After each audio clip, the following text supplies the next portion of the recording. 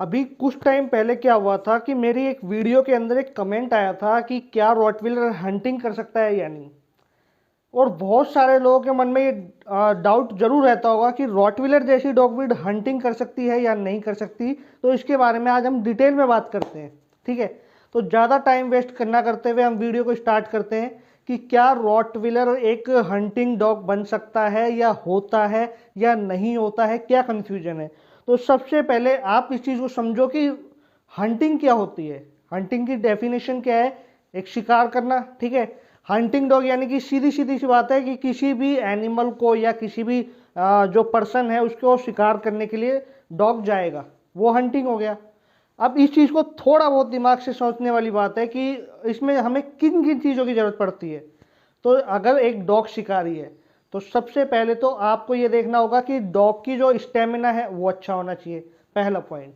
दूसरा point, dog को ऐसी बॉडी होनी चाहिए कि उसको पेन ज़्यादा फील ना हो, यानी कोई भी दूसरा एनिमल भी उस पर अटैक करता है तो उसको ज़्यादा पेन ना हो।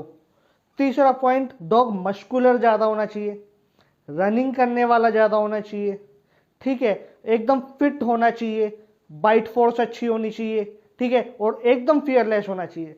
तब कहीं जाके एक डॉग हंटर बनता है, तब कहीं जाके एक डॉग शिकारी डॉग बनता है। अब रॉटविलर के जो कैरेक्टर है, रॉटविलर का जो बिहेवियर है, उसमें वो फियरलेस है, नो डाउट। बाइट फोर्स भी उसकी अच्छी खासी है। ये दोनों अब जो पॉइंट है उन पे तो रॉटविलर पूरा पूरा खड़ा उतरता है। तो हमें ये लगता है कि रॉटविलर हंटिंग कर सकता है, जबकि ऐसा बिल्कुल नहीं है। क्यों? उसका रीजन ये है, बाकी जो सारे पॉइंट हैं, जैसे कि रॉटविलर का स्टेमिना अच्छा है लेकिन इतना भी अच्छा नहीं है कि वो किसी जानवर के पीछे कई घंटे डेढ़ घंटे तक भागता रहेगा। रॉटविलर अच्छा है, उसको पेन ज़्यादा फील नहीं होता, लेकिन वो इतना ज़्यादा स्ट्रोंग भी नहीं है कि कोई भी लेपर्ड या ऐसी चीज़ उस पर अटैक करेगी, ठीक है, तो वो ज़्यादा उसको सहन कर पाएगा। क्योंकि रॉटविलर एक डोमेस्टिक गार्ड डॉग है। अब वो क्या होता है उसके बारे में भी मैं आगे बताता हूँ।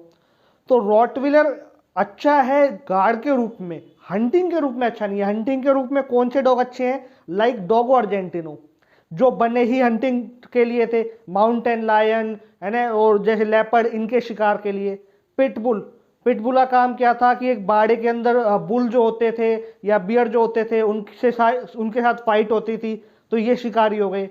केन कोर्सो, केन कोर्सो भी एक तरह से आप शिकारी डॉग बोल सकते हो। या बोयरबोल हो गया, है ना, जैपनीज टोसा हो गया, या जिसे टोसा इनू भी कहा जाता है। ये सारे एक हंटिंग डॉग ब्रीड है। इंडिया में कौन सी डॉग ब्रीड है जो इंडियन हंटिंग डॉग कह सकते हैं? पाकिस्तानी बुली। ठीक है, क्योंकि वो एक तरह से पिटबुल की कैटेगरी में आने वाला डॉग ही है। वो एक हंटिंग डॉग बनता है और होता भी है बहुत अच्छा। वो एक फाइटिंग डॉग होता है। तो ये जितने भी फाइटिंग डॉग हैं ये एक बहुत अच्छे हंटिंग डॉग हैं। लेकिन रॉटवीलर के केस में क्या होता है, वो एक बहुत ही अच्छा डोमेस्टिक गार्ड डॉग है। अपने ओनर के प्रति इतना ज़्यादा लॉयल है कि उसको बचाने के लिए वो लायन से भी भिड़ जाएगा। भले ही वो ना जीत पाए, लेकिन वो लॉयल्टी निभाने के चक्कर में, अपने ओनर के साथ अपनी लॉयल्टी निभाने के चक्कर में वो लायन हो, लेपर्ड हो, किसी से भी भिड़ जाएगा। भले ही वो मर भी जाए तो उसको उस बात का अफसोस नहीं होता।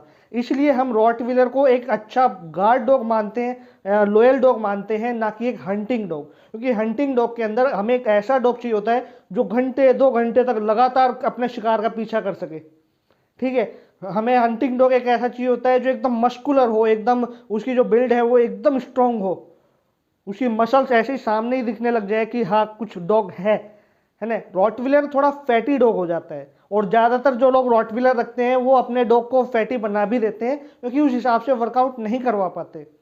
रॉटविलर गार्ड डॉग होने के साथ साथ एक वर्किंग लाइन का डॉग है। वर्किंग लाइन का डॉग होने के कारण उसका प्लस पॉइंट ये है कि यदि आप पर्सनल प्रोटेक्शन के लिए रॉटविलर को ट्रेंड करते हो तो आप उसको कहीं भी ले जा सकते हो।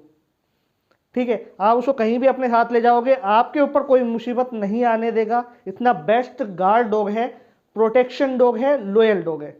तो अब आपको कंपैरिजन समझ में आ गया होगा कि हंटिंग डॉग में क्या क्या जो पॉइंट होते हैं वो हमें देखने पड़ते हैं, और एक गार्ड डॉग, एक लॉयल डॉग किस टाइप के होते हैं।